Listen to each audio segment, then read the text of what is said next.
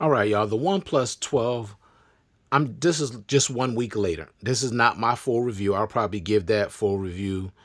I'll probably give this my fear. I'll probably do the full review on this next weekend. But just a week later, this is just going to be a really quick video. I promise you. Man, I just love looking at this device. I mean, seriously, I'm so glad I got the white one. I just love this porcelain white and this silver trim.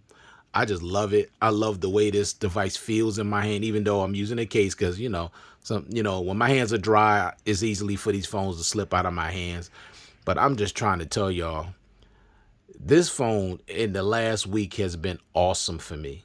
The biometrics are great. The face unlock is crazy.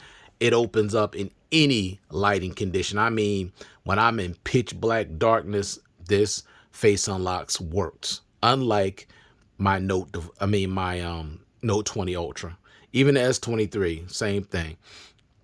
But the biometrics on here, great. The fingerprint sensor is perfect. It's fast.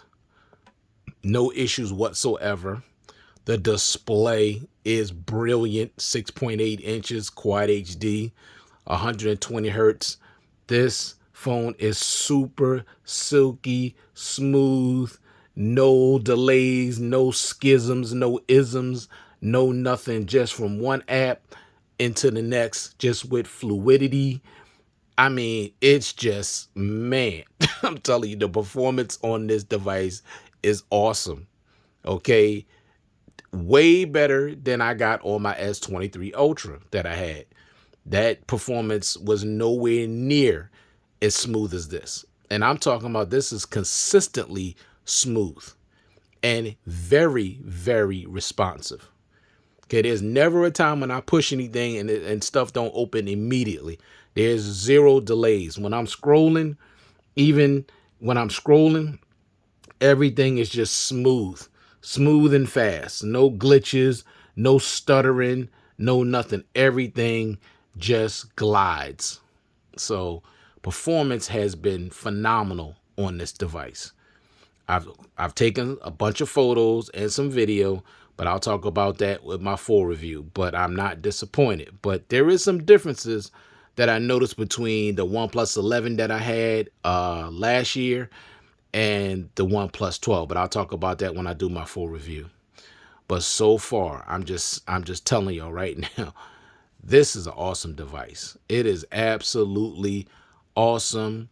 The IR blaster, the battery life is crazy.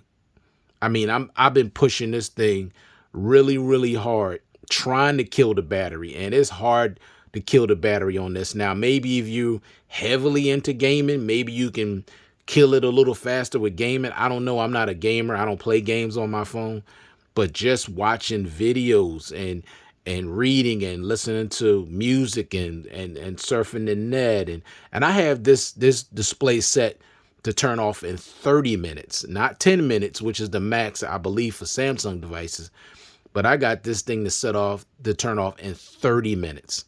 So I'm trying to push this thing. I'm using 100% brightness.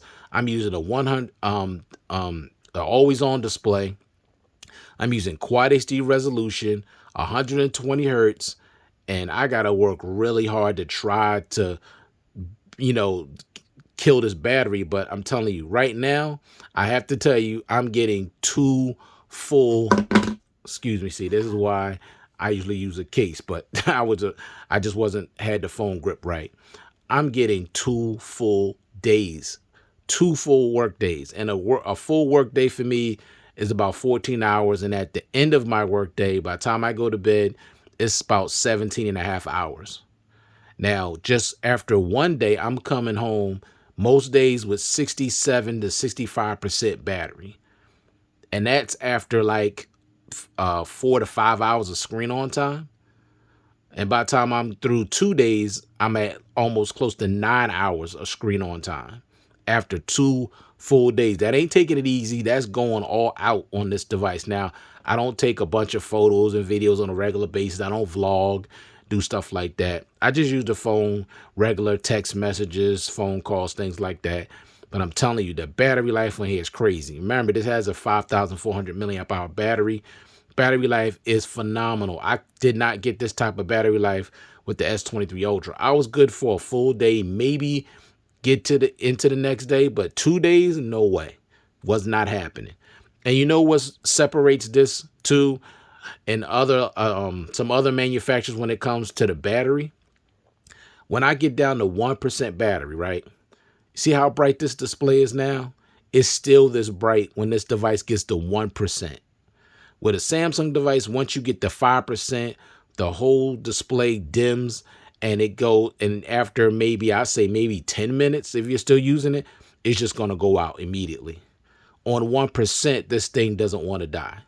And I never lose the brightness. It stays exactly the same. Like I have 100% battery, but 1% is still as bright as this, and everything works normally.